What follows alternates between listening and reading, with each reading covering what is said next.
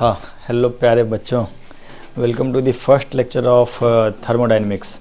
Basically जब हम लोग काइनेटिक थ्योरी ऑफ गैस पढ़ रहे थे तो कहीं पर भी हम लोग प्रोसेस का बात नहीं किए थे, कोई लॉ का नहीं। जैसे आप लोग पढ़े होंगे ना, बॉयल्स लॉ, चार्ल्स लॉ, ये सब मूल कंसेप्ट में, तो उस सब का चर्चा हम लोग नहीं किए क्योंकि हम थर्मो में ही वो सब का चर्चा करते हैं। तो दो चर्चाएं जो हैं, दैट इज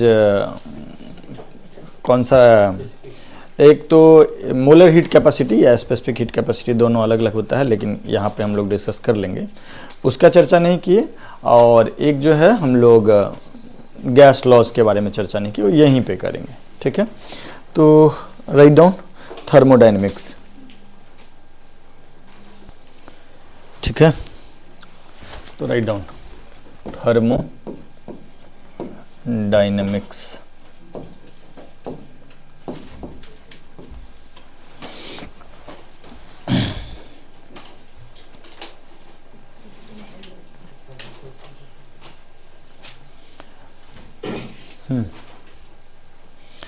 हम लोग कुछ कुछ बात करेंगे। पहले तो थोड़ा सा प्रोसेस इक्वेशन, मतलब बहुत सारे गैस लॉज हैं, उनके बारे में बात करेंगे।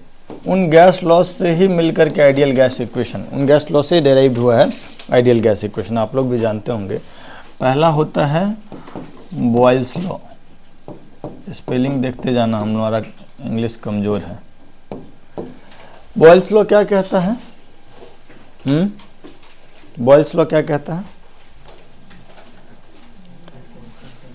Eight constant temperature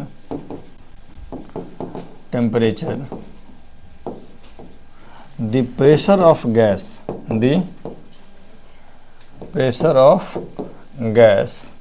P is inversely proportional to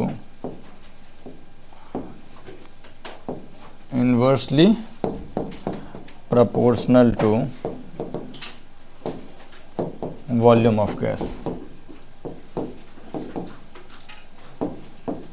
V, मतलब P is inversely proportional to V at constant temperature, है ना। ये जो है, ये प्रोसेस कौन सा प्रोसेस है जिसमें टेम्परेचर कांस्टेंट है? तो this is isothermal process. Isothermal का मतलब कि temperature constant, T is equal to constant. और हम लोग P भी इक्वल टू nRT जानते हैं? नहीं, P भी इक्वल टू nRT में अगर T कांस्टेंट हुआ, नंबर ऑफ मोल भी कांस्टेंट होगा, तो P is inversely proportional to V, है ना। हम लोग जिसका बात कर रहे हैं वो एक क्लोज कंटेनर होगा, उसमें नंबर ऑफ मॉलिक्यूल का आदान प्रदान नहीं हो रहा है, तो P is inversely proportional to V, okay. इसमें ना, यहाँ जब हम लोग ये बात कर लेते हैं तो उसके बाद कुछ ग्राफ्स के बारे में भी चर्चा होता है, तो थोड़ा सा चर्चा भी कर लेते उसका।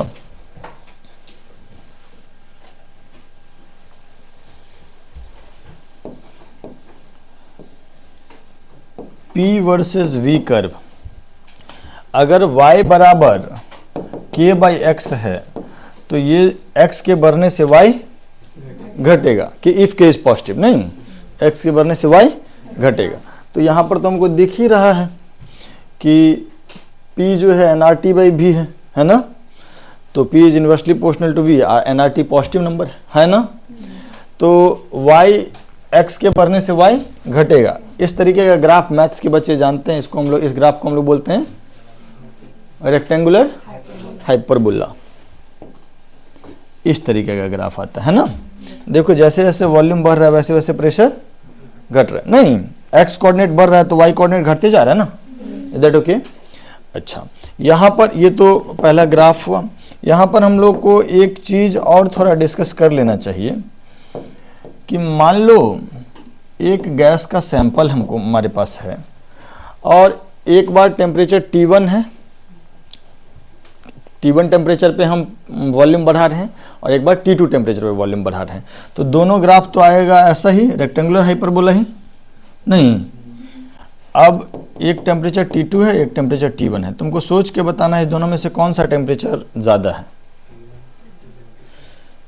T1 और T2 में कौन सा टेम्परेचर ज़्यादा है। हम क्या बोल रहे हैं समझ में आया कि एक कोई गैस का सैंपल ले लिए, जैसे एक कंटेनर है, ठीक, और इसमें हम टेम्परेचर कांस्टेंट रखे हुए हैं बाय एनी मीन, और उसके बाद हम लोग क्या कर रहे हैं,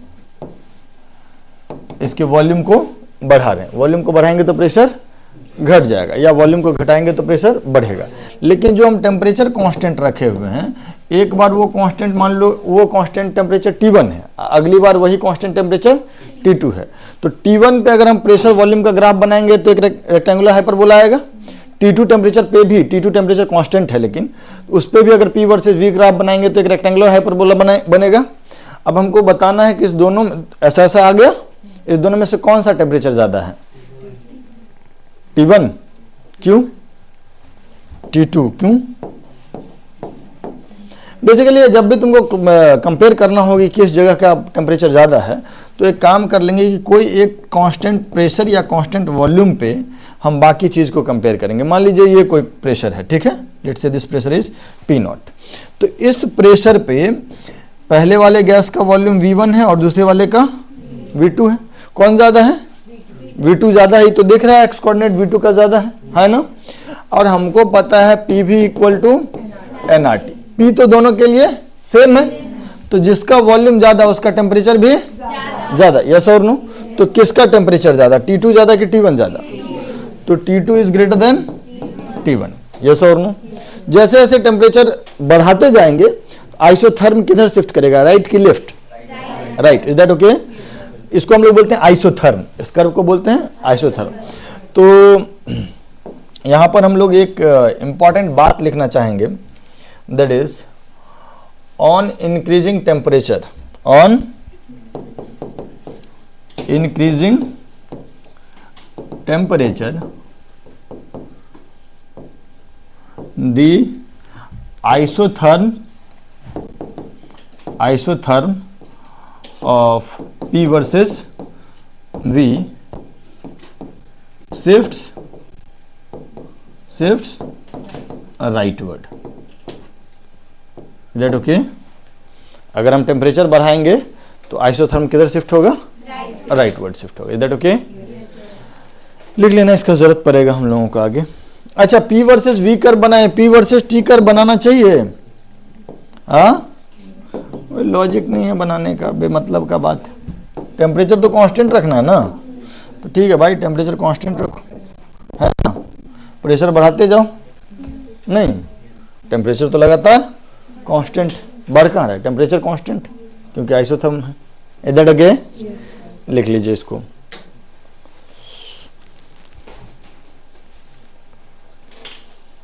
देखो, कोई प्रोसेस आइसोथर्मल होगा, उसके लिए सवाल में कई बार डायरेक्ट यूज ही कर लेता है कि टेम्परेचर इज कांस्टेंट। कई बार तुमको क्या कहता है कि wall of the container is perfectly conducting, ठीक है, मतलब इधर का जो टेम्परेचर इधर का भी उतना ही temperature. Is that okay. Pure conducting है, ठीक है ना। तो दोनों साइड में टेम्परेचर बराबर रहेगा और एनवायरनमेंट के टेम्परेचर के बराबर वो लगातार रहेगा। या फिर wall of the container is diathermic, हम जो बात बोल रहे हैं उसे सवाल में यूज होता है, आदमी वहीं अटक जाता है। या तो बोल देगा कि टेम्परेचर इज कांस्टेंट और प्रोसेस इज आइसोथर्मल, या बोल देगा wall of the container is perfectly conducting, या फिर वॉल इज डायाथर्मिक। ये सब चीज़ तुम्हारे कॉपी में लिखा होना चाहिए। ऐसे अगर ये सब वर्ड यूज किया गया है तो हम पहचान कर लेंगे कि प्रोसेस कैसा है, आइसोथर्मल। दूसरा लॉ है, बॉयल्स के बाद कौन आता है, चार्ल्स लॉ, ठीक है। चार्ल्स लॉ जो है basically this is isobaric process. Isobaric process का मतलब क्या, कांस्टेंट प्रेशर कांस्टेंट। तो चार्ल्स लॉ क्या कहता है कि eight constant pressure, at constant pressure the volume of gas is directly proportional directly proportional to temperature, directly proportional to temperature, volume of gas bracket में V is directly proportional to temperature T kelvin में, ठीक है। तो ये obvious बात है, PV equal to nRT है, तो V बराबर हो जाएगा nR upon P into T, है ना, बोलो। तो अगर P कांस्टेंट है तो V directly proportional to T नहीं हो जाएगा at constant pressure, is that okay. तो अब हमको V वर्सेस T कर्व भी तो पूछा जा सकता है, अरे हाँ ना, बना दोगे। तो वॉल्यूम वर्सेस टेम्परेचर कर्व जो होगा वो कैसा होगा, V is directly proportional to T। Disconnected. Volume versus T curve कैसा होगा,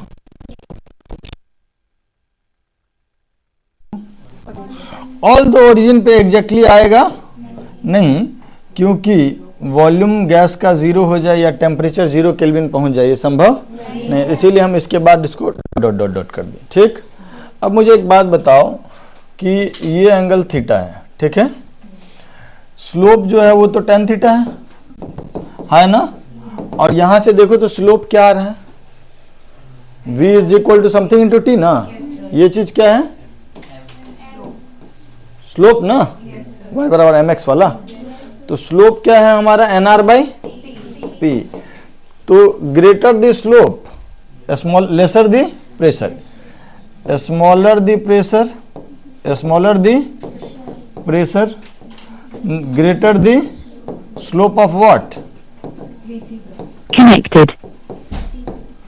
V वर्सेस T कर्व। ध्यान रखना V किस एक्सिस पे है, इसमें V किस एक्सिस पे है, Y एक्सिस पे, और T किस एक्सिस पे है, X एक्सिस पे, इज दैट ओके।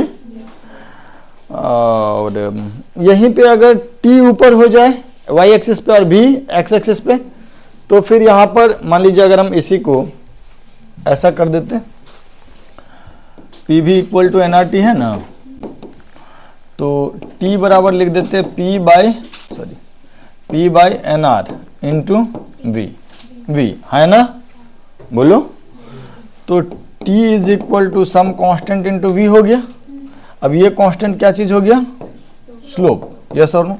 तो अगर Y एक्सिस पे टेम्परेचर हो और X एक्सिस पे वॉल्यूम हो तो फिर से स्ट्रेट लाइन आएगा, लेकिन इस स्ट्रेट लाइन का स्लोप प्रेशर से कैसे रिलेटेड होगा, ज्यादा प्रेशर तो ज्यादा स्लोप, है ना, slope that is tan theta, और वो वैल्यू कितना है यहाँ पे P बाई nR।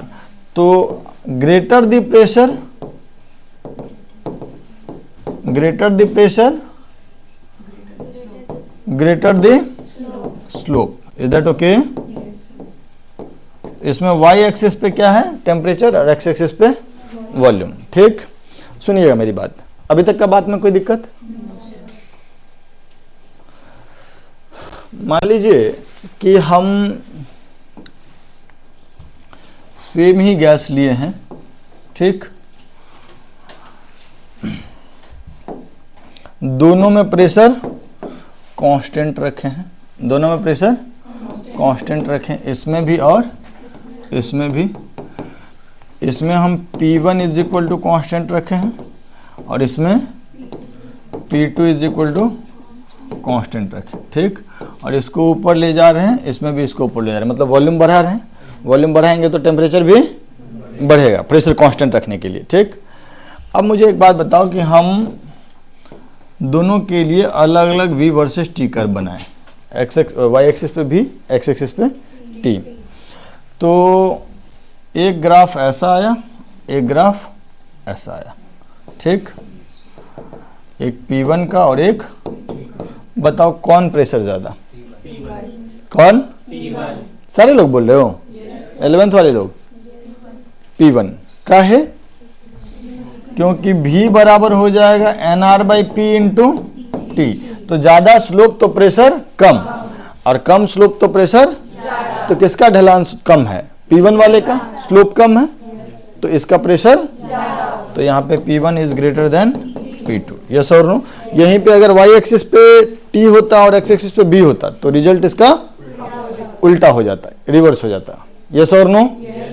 समझ में आ रहा है? छोटे मोटे बच्चे हैं, ओके। हाँ, लिखिएगा जरा। अच्छा सुनिएगा, आइसोबारिक प्रोसेस का क्या होगा पहचान? जैसे हम आइसोथर्मल का पहचान बोले थे, तुम लोग नहीं लिखा, 2-3 गो बच्चा मात्र लिखा। आइसोबारिक प्रोसेस में क्या करेगा, या तो डायरेक्टली बोल देगा कि pressure of the gas is constant, या फिर कह लेगा कि बाहर में कुछ एटमॉस्फेरिक प्रेशर है और ये जो पिस्टन है ये हमेशा आराम आराम से मूव कर रहा है, हमेशा इक्विलिब्रियम में है, हमेशा इक्विलिब्रियम में है, मतलब जितना प्रेशर बाहर का उतना ही प्रेशर अंदर का, अगर ये पिस्टन का कुछ मास नहीं है तो। ठीक है क्या, मेरा बात समझ में आया? अगर ये हमेशा ही इक्विलिब्रियम में है तो बाहर का प्रेशर और अंदर का प्रेशर बराबर होगा। मान लेते हैं अभी थोड़ी देर के लिए पिस्टन के पास कोई मास नहीं, तो उसके mg की वजह से भी प्रेशर कुछ आएगा, तो हम उसको निगलेक्ट करें, तो बाहर और अंदर का प्रेशर हमेशा बराबर।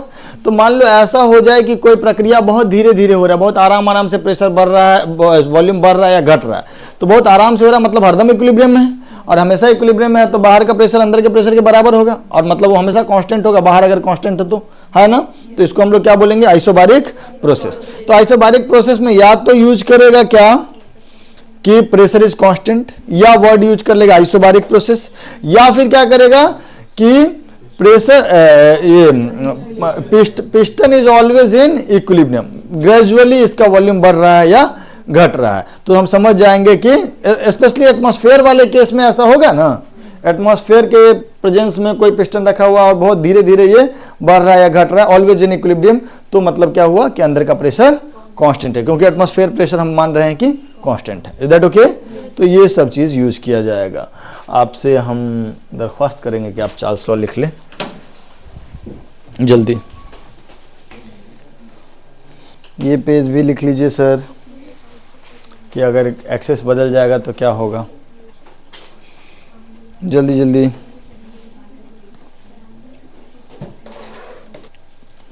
एक आखिरी ग्राफ को कंपेयर करने वाला था ना, जल्दी लिख लो।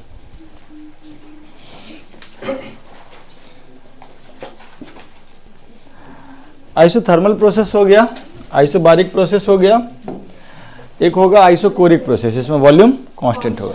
उस लॉ का नाम है प्रोसेस कैसा हुआ, आइसोकोरिक, मतलब एट कांस्टेंट वॉल्यूम, क्या कहता है ये law, at constant volume the pressure P is directly proportional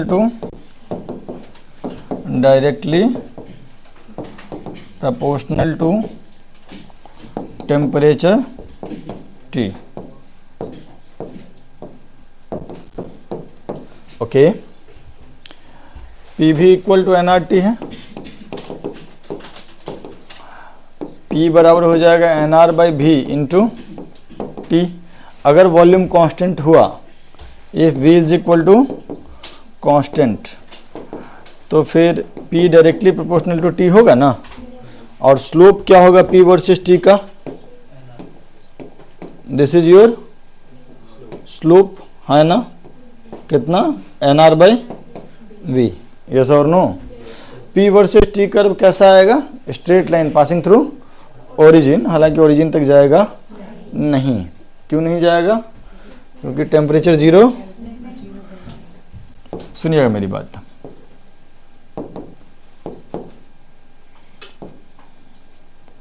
ऐसा होगा, और ये थीटा है तो टेन थीटा जो होगा वो कितना हो जाएगा, nR/V, tan theta is equal to nR/V।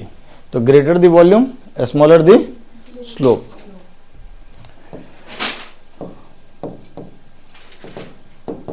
Greater the V, smaller the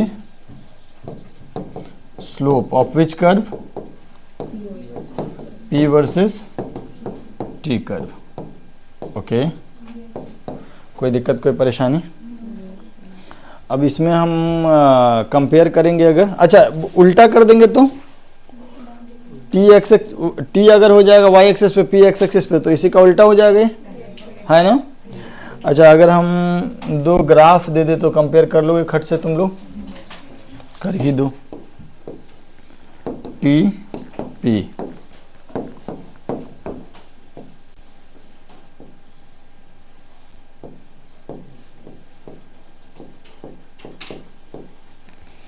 ये हो जाएगा V1 और ये हो जाएगा V2। कौन ज़्यादा? V2। जिसका वॉल्यूम ज़्यादा उसका स्लोप कम, तो V2 is greater than V1 in this case, okay. और यहीं पे अगर एक्सेस उल्टा रहता तो इनइक्वलिटी भी रिवर्स हो जाता, ठीक। इसको लिख लो। अच्छा इसके लिए तो डायरेक्टली बोल देगा कि कंटेनर इज सील्ड, है ना। All the walls are rigid, rigid मतलब मूव कर नहीं सकता है, तब सील्ड कंटेनर या रिजिड वॉल्स।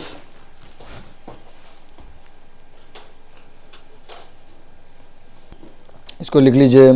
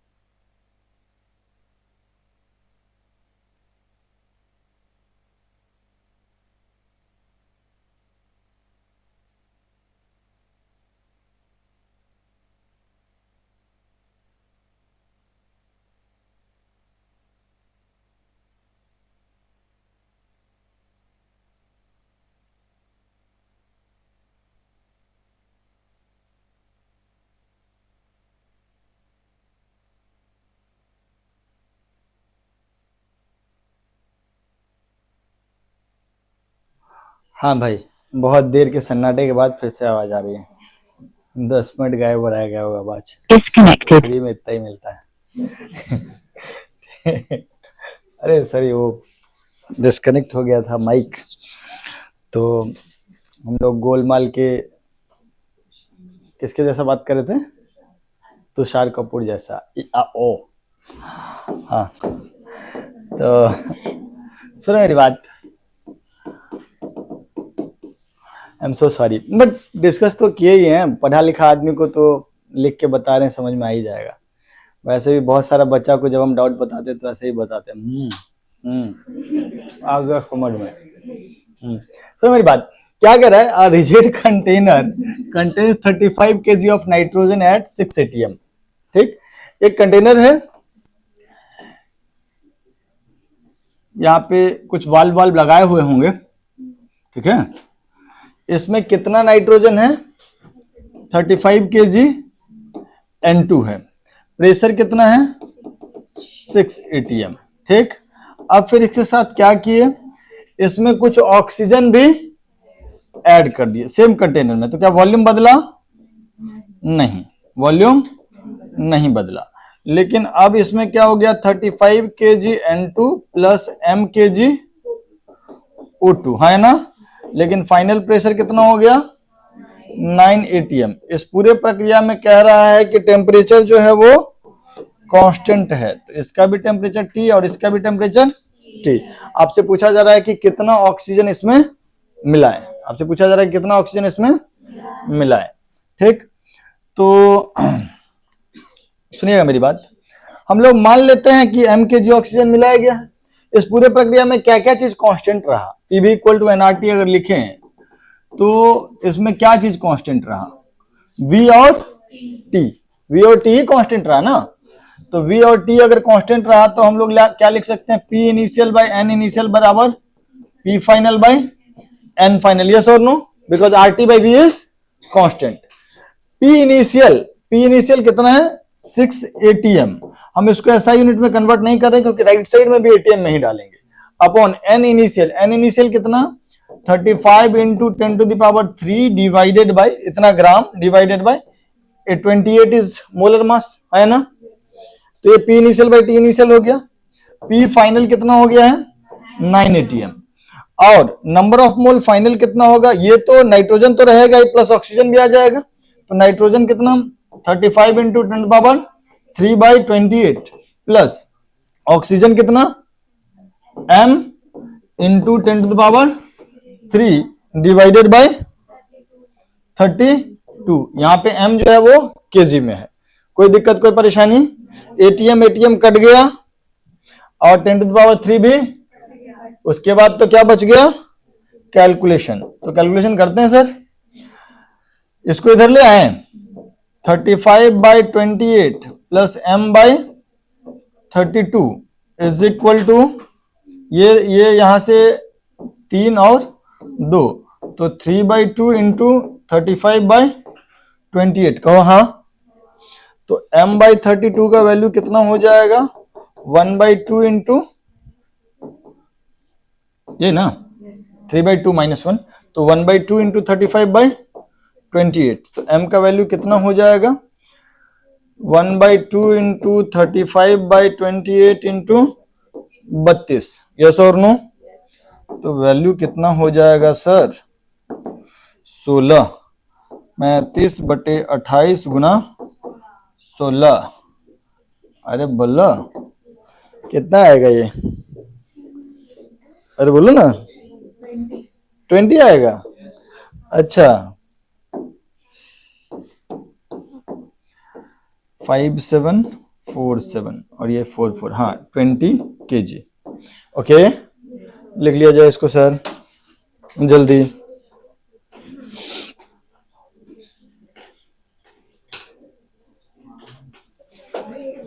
हाँ सुनिए मेरी बात। इसके आगे एक क्वेश्चन है। कौन सा? अच्छा, when 2 grams of a gas are introduced into an evacuated flask kept at 25 degrees C, pressure is found to be 1 atm. If 3 gram of another gas is added to the same flask, the pressure becomes 1.5 atm. Ratio of molar weight of these gases. चलो ठीक है, जब अंतिम सवाल है तो एक बार try करके बता दो आंसर। देखो देखो देखो,